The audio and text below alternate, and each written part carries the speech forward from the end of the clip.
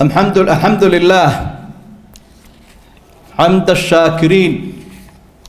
وحمدا كثيرا طيبا مباركا فيه وأصلي وأسلم على نبيه القائد الغر المحجلين وعلى آله والصحابة الكرام وسلم تسليما أما بعد قال الليال waxaynu hore u soo qaadanay tarbiyada caruurta qaybta loo yaqaan al-atfal ama caruurta yar yar iyo sida loo rabaynayo aadaabta laga doonayo waalidka iyo murabbiinta iyo mas'uuliinta واليوم كيف نربي المراهقين ما أنتنا وحوي سيدين وربينا caruurta muraahiqiinta la yidhaha muraahiq waa qofka soo qaangaadhaya ee ku dhow 15 ama da-du ku qaangaadhi lahaaba waxaa la mida ka qaangaadheen weli 20 gaadhin waxaynu kuwaa xaaladooda si gaara uga dhignay waa waqtiyada ay waalidka isla kadeedmaan ama isla dhib butaan ama ay yaraato afgarashadooda معلمينta waxbara iyo waalidkada waa waqtiyada aragteen ama dib jiray noqdaan ama dawdar iyo dayday ama ay tahriibaan waxa imanaya isfahan daro waalidkii wuxuu ugu hagaagayaa ilmihiisii yaraa hore ee la amrayay ee la edbinayay ee la eryayay wiilkii iyo gabadhiina wuxuu isu haystaa qof weyn oo la tashi badan iyo inuu taliyo قالوا مركا أي كورميان أما وحكا قرآن وحيدادان ومرحلة الجنون للأولاد وقت أي عرورت واشان ويبيلان مسكحة دو دي شركو دو با اسبدل دق دق مرأيو لكن إنك وحا إنه أقول فلان سيدا مير قبل أقول سمين أيو إنه كو أبابينو أو أينو كو أدبينو كو عربينو دينتين حنيفك ونكسن هي تربية رسولك صلى الله عليه وسلم إذا مركز سيابه النبي يقول ربين شري ضد كام مراهقين تلا يقان لين سموت بيد هذا صومالي ذي قبر سموت أنا نينا ما هقبرنا ما هلكي وقف كي يراي وحسبوا ذي بكلي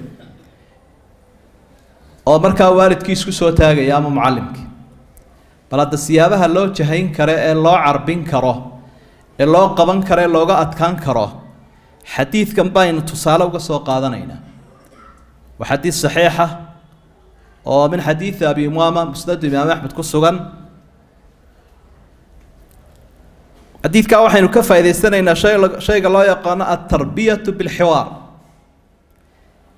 إن داس لقو عربية ضاد يحوار لا يشو إلى أنت لقو قنعنا يو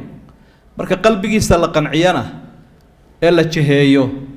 وحن نقضى تمر آد وبضن بويا شاه ummadii waalidka bana wuu nasin karaa kaalin buuxisna wuu noqon karaa marka waa la qanciyaa lama qasbo daada iyada ah xadiidkan waxa uu sheegayaa saxaabada ridwaanullaahi calayhim iyagoo nabiga la jooga sallallahu alayhi wasallam nin la yiraahdo uu yimi nabiga oo daahaas uu noqonaya wuxuu leeyahay idan li ya rasuulullaahi zina waxaan ka codsan lahaa inaad sinada ii fasaxdo nin ixtiraam laho inaga mid ah hadii hadalka loo leeyahay maadaama dadku ay qariibsan lahaayeen maxaad u malaynaysaa nabi maxamed oo hadalka lala soo hor fariistay sallallahu alayhi wasallam marka asxaabtu way direen waanay dhaga taageen ninkiina way ku boodeen fazajaruhu wa qalu mahma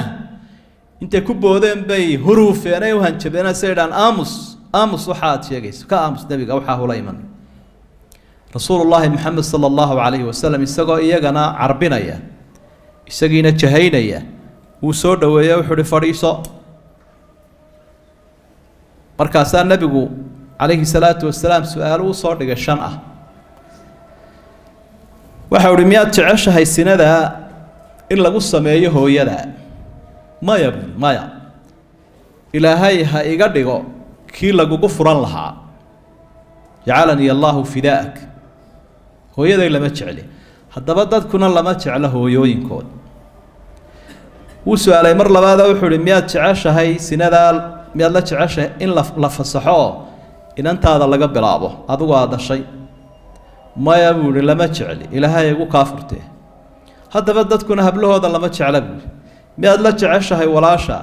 ما لما تشعل هذا بدت تكون واكل من مئات لا عشرة هاي هبريرتا ما لما تشعل مئات لا عشرة هبريرتا إددا وشنتي دمر هاي تي سجل شيء يطور علي يتي لا دلتي يتي أبيه لا دلتي يتي هو يدي لا دلتي وشنتي يقول دوا بليس حاولي قفك وحيرين أي حرمة وقبي أولاليني هذا بقى رجوا أديك أكلم لي مرحبا أنا أنت على شعلي دمر كتكسين يستن هاي ركبة أنت أويهينه هل كاك جهروي نكا يساق عمركو 10 كان لقسية يساقنا وقرابي جوابتينا وبحيي رسول صلى الله عليه وسلم لابتو كدر باحي مركاسا وحوري إله ودن بقي سراف قلبي سنة نظيفي حبن كيسة ترن كان حاران توقع إلالي دعاء وينا ووجود داقي رسول صلى الله عليه وسلم حديث كامرك إنه كسو قدمنا وحيابها إنه كقادنا إنه وحكم ذا تضبطنا الرماد وأينو جتشدنا السببها أما هبابك الله عربنا يو دائرته كوري حوق لها أما صا بربارية وينانية الله يقانا مراهق وحكم إذا هبابكاس شيء مر يدور لا حوار يو لا دود يو لا قنعين يو قفك كوايا ركسن أقوني يدأ بمركو هرفر يستوي المهاز سيفي عن ولا حوار ولا دود طبعا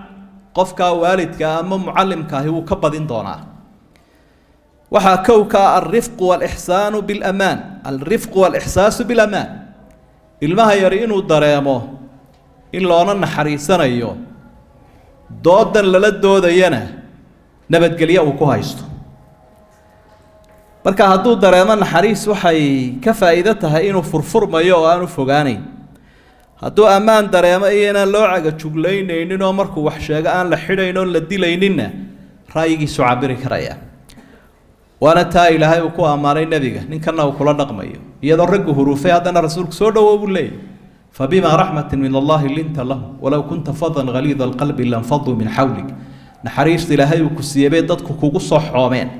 nin qallafsan oo adag hadaad noqoleed waa laga kala yaaci lahaa buu lahay waxa halkaa ka muuqanaya markaa qofkii yaraa wuxuu cabirayaa isagoo khajilay ayaa wixii uu fulin lahaa ama dadka kale kala tashan lahaa buu adiga ku soo bandhigaya waxa labaad aynu ka faa'iideysanaynaa at-tawaadu'u was-sabr qofkan yar waqtiga waalidku la doodayo inuu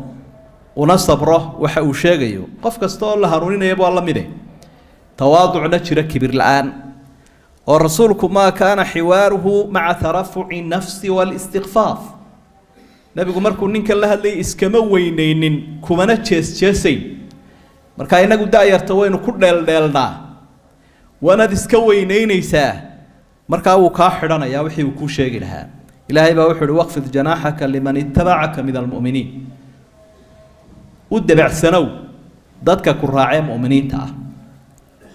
waxa saddexaad oo aynu ka faa'iideysanaynaa tarbiyadan dooda lagu rabaynayo daayirta husnul istimaac illa dhageysan karo bal qofku wuxuu sheegayo daayirtu dhageysanaya dumarku dhageysanaya gaaladu dhageysan jiray bal gaalo waxaad qabto sheeg markaasuu gaalnimo badan iyo xumaan sheegaya uu uga jawaabaya nabigu calayhi salaatu wasalaam وواحد أركيسا كان يسأل الشاب ويعطيه الفرصة للدفاع عن نفسه من كان اللي يرى النبي صلى الله عليه وسلم سؤال بويدينا يا وحانوا وقلانا يا إنه نفتي الدفاع وحايا وحاك ورن جوابتي سيبو سينا يا تاسنا وحوية دقيسي وناكسنو آدابت حوارك يا وباتك لقولا رقم أيو أيي كترجميس حسن الاستماع بالله وانا كاكو جوابي لا والله markuu uu hooyada miyaa la jeceshay buu isku daray diidnimo iyo dhaar markaasuu nabigana yiri ilaahay ha igu kaafurto oo wixii kugu dhici la aniga ha igu dhaco lama jecel buu intuu dhaartay hooyaday waxa afraad oo kamid ah aadaabta iyo habka daayirta loo qancinaya at-taysiru fil iqnaa' marka ilmahan la qancinayaad la xiwaaraysid la doodayso falsafad ha u keen iyo waxaan u fahmayn laakiin waa inaad u fududaysaa waxaad kula doodayso sidaa daraaddeed nabigu wuxuu u soo qaaday tusaalayaal dhow oo uu fahmi karo oo maskaxdiisa la jaan qaadayo agtiisa yaalla dee waa kaa uga bilaabay yidhi hooyada iyo habaryarta iyo inantaada iyo walaasha iyo waa wuxuu fahmi karaya wey ma khuyira bayna amrayni illa ikhtara aysarahuma ummadda markuu rabaynayo nebigu arrimaha kuwa fudfudud buu soo qaadan jiray